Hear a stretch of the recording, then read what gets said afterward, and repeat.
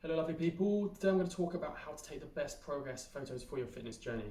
And the reason why this is so important is I think you'll find that if you do this accurately and properly, you're going to be really excited by the subtle differences that you see over time. And most of you currently shy away from doing this because you're not too fond of your body shape.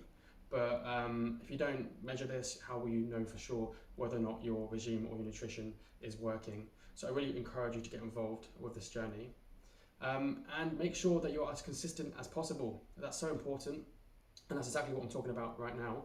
So first of all, if you have got a blank canvas behind you, I'm not abiding by this rule today, but please have a blank canvas if possible so that you can be completely focused on your photos without any distractions.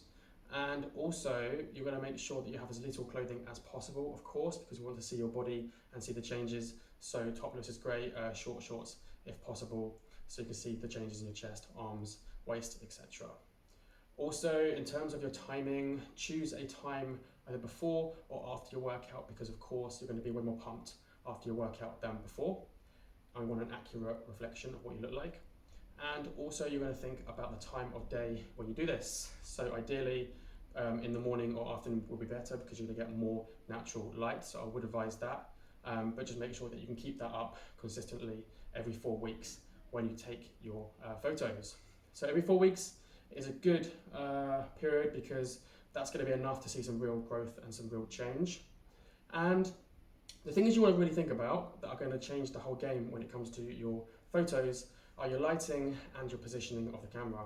Lighting, as much natural daylight as possible is beneficial. I've currently got the camera right by my windows, the sunshine is pointing down towards me, and that gives a great bounce on the light.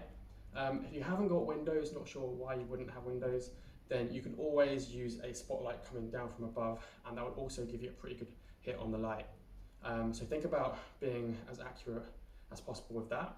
Your camera positioning needs to be completely consistent, because if you've got a slight lean back or a slight lean forward, you're going to get a whole different angle onto your body, which will be deceiving. So make sure that that's exactly the same every time you line the camera up, ideally at a position just beneath your eyesight. And I would put like a timer on, like a 3-second timer, so you can get into position, step like 2 meters away from the camera, and you can see your full body. And that's your go-to position to put your camera every time you take your photos. Posture, chest out, shoulder blades back, front, side, and rear. And that's the best way that you can see those changes over time.